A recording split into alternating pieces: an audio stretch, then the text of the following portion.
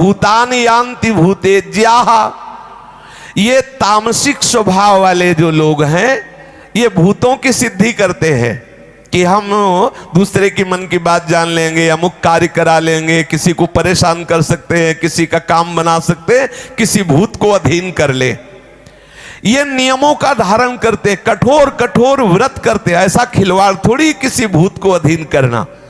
बड़े बड़े नियमों को धारण करते हैं और गधे की पूंछ के बाल उसका धागा बना के, ऊंट के दांत की मणियां पिरो के इस स्मशान में जाकर मुर्दे पे बैठ के मंत्रों को सिद्ध करते, तब भूत उनके अधीन होता है। अच्छा, गधे की पूंछ के बाल और कोई करना नहीं हाँ, इससे कुछ नहीं होला और परेशानी होली। बोले बाबा ने बता तो दिया, गधे के पूंछ के बाल का धागा और ऊंट के दांतों की मणियां पिरोकर रात्रि में स्मशान में जाकर मुर्दे पे बैठ के मंत्र का जपना, उससे प्रेत सिद्ध होता है। मांस मदिरा आदि अपवित्र चीजें भूतों के पूजन में आती हैं। अधिक से अधिक क्या होगा, छोटी मोटी जानकारियां भूत देते हैं, छोटी मोटी कामनाओं की सिद्धि होती। लोगों को तुम चमत्कार दिखा सकते हो, उनको तो पता है नहीं और भूत सब काम कर रहा है, आपको लगेगा कि बहुत सिद्ध है। मरने के बाद उसे भूत बनना पड़ता है। जो भूत की उपासना करता है उसे मरने के बाद भूत बनना पड़ता है। इसलिए यहां कहा गया कि भूतों का पूजन करने वाले भूत को प्राप्त होते हैं, प्रेतों का पूजन करने वाले प्रेतों को प्राप्त होते हैं। और जो अनन्य भाव से किसी भी भावना से सही मेरा भजन करते हैं वो मेरे को प्राप्त होते हैं। किसी भी देवता मनुष्य पशु पक्षी में भगवत भावना करके आराधना करने से वो भगवान के चरणारविंद की भक्ति की तरफ बढ़ा देगा। जैसे गोस्वामी श्री तुलसीदास जी महाराज वाराणसी में गंगा पार सोच जाते थे, तो एक बम्बूल का पेड़ था, ऐसे ही सोच में बचे हुए थोड़े से पानी को ऐसे फेंक देते थे और उसमें रहता था प्रेत। कुछ दिनों के बाद वो प्रेत प्रकट हुआ और बोला मैं बहुत प्रसन्न हूं, आप हमसे कुछ काम करवा लो। तो गोस्वामी जी ने कहा हमको तो कोई काम है नहीं और हमने तुम्हारी आराधना तो की नहीं। बोले हम अपवित्र जल पीते हैं और सोच का अपवित्र जल आप डालते थे तो मुझे उससे तृप्ति हुई, आप क्या चाहते? उन्होंने कहा हम तो चाहते सिया राम जी के चरणों का साक्षात्कार, उनके चरणों का दर्शन। बोले मेरी सामर्थ्य नहीं, उपाय बता देता हूं। जाओ, जब रामचरितमानस की कथा कहते हैं तो उस समय हनुमान जी महाराज आते हैं और आप उनके पैर पकड़ लो, सिया राम जी के दर्शन करा देंगे। तो बोले हम कैसे पहचानेंगे हनुमान जी महाराज को? बोले मलिन वस्त्र धारण किए हुए वयोवृद्ध रूप में सबसे पहले आकर जो कथा में बैठते हैं और सबसे बाद के सबके चरण धूलि लेके जो जाते हैं वो महाभागवत से हनुमान जी महाराज हैं। गोस्वामी जी बस इंतजार करते रहे, जो कथा प्रारंभ होने के पहले ही आकर एक वृद्ध बैठ गए और जब सब कथा के श्रोता चले गए तो वहां की चरण रज लेके माथे में लगाया, देखो ये महान भक्ति का स्वरूप, और जाने लगे तो गोस्वामी जी दौड़ के पकड़ने लगे। अब वो भागे तो तुलसी घाट से संकट मोचन काफी दूर है, वहां तक हनुमान जी भागे।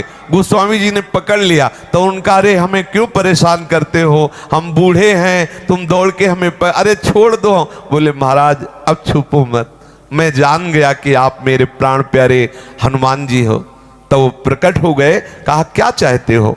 बोले सिया राम जी के दर्शन। बोले यहां नहीं, सिया राम जी के दर्शन चित्रकूट में। चित्रकूट में श्री हनुमान जी महाराज ने गोस्वामी जी को सिया राम जी का साक्षात्कार कराया। तो देखो बनाना प्रेत कारण, किसी की भी सेवा कर दो निष्काम भाव से तो वो आपको रास्ता दे देगा भगवत प्राप्ति के लिए। अगर भूत प्रेत पिशाच ये अशुद्ध योनियां हैं, इनकी सामग्री अशुद्ध होती है, यदि इनकी तुम आराधना करोगे तो निश्चित है तुम्हारा पतन हो जाएगा, तुम्हें भूत ही बनना पड़ेगा। एक मैं सच्ची घटना बता रहा हूं। एक थे, उन्होंने कर्ण पिशाचनी को सिद्ध किया। उनके पास सामने कोई आता तो कर्ण पिशाचनी बता देती कि ये अमुक नाम है, अमुक जगह से आया है, अमुक काम के लिए आया है। तो बोल देते तुम्हारा ये नाम है, तुम अमुक जगह से आए हो, तुम इस काम, तो उसके होश उड़ जाते कि पहली बार मैं आया और देखो बाबा ने नाम बता दिया, बाबा ने जगह बता दी, बाबा ने काम बता दिया कि इस काम से आए हो। बिना पूछे बता, लाखों की भीड़ उनसे जुड़ने लगी, क्योंकि सबको लगता कि भजन से सिद्ध हुए हैं और उनको एक पिशाचिनी सिद्ध थी। अब वो विद्या का चमत्कार दिखाते, लोग प्रभावित होते, संपत्ति आने लगी। उसके पीछे एक पड़ गए और कहा महाराज सच्चाई आप बता दो, आखिरकार है क्या आप में? क्योंकि आपकी रहने से ऐसा नहीं लगता कि आप वैष्णव हैं, आप भजन करते हैं, भगवान को रिझाते, ऐसा नहीं लगता। आप सच्ची बताना, मैं आपको बार बार प्रार्थना करता हूं, आखिरकार ये चमत्कार है क्या?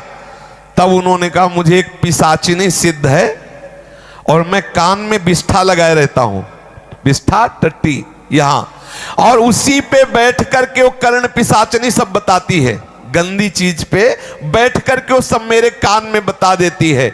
उस विष्ठा के स्थान में वो कर्ण पिशाचनी आके बैठती है और वो हमें कान में सब बताती। कोई भी जब आता है मैं उसका परिचय जान जाता हूं, क्योंकि वो पिशाचनी बता देती है। तब उन्होंने कहा तुमको भी पता है कि तुम कब मरोगे? वो प्रश्नकर्ता ने कहा तो तुमको पता है कब मरोगे और कैसे मरोगे? कर्ण पिशाचनी से ये भी तो पूछ लो। तो इस पर उसने कहा, तो उन्होंने बताया कर्ण पिशाचनी के कि तुम नर्मदा किनारे मरोगे। तब उनको लगा कि ठीक है, नर्मदा के तट पर या नर्मदा में मरना, तो गंगा ही है, नर्मदा जी भगवत स्वरूप है। अब जब उसके शरीर शांत होने का समय आया तो वो भागा, लेकिन नर्मदा जी नहीं पहुंचने पाया।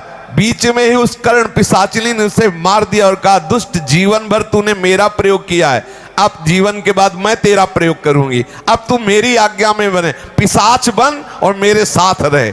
कर्ण पिशाचिनी ने उसे नर्मदा जी नहीं जाने दिया, मार दिया और वो पिशाच बना। तो इसीलिए भगवान कह रहे हैं भूतों को पूजने वाले भूतों को प्राप्त होते, इसलिए सावधान रहें।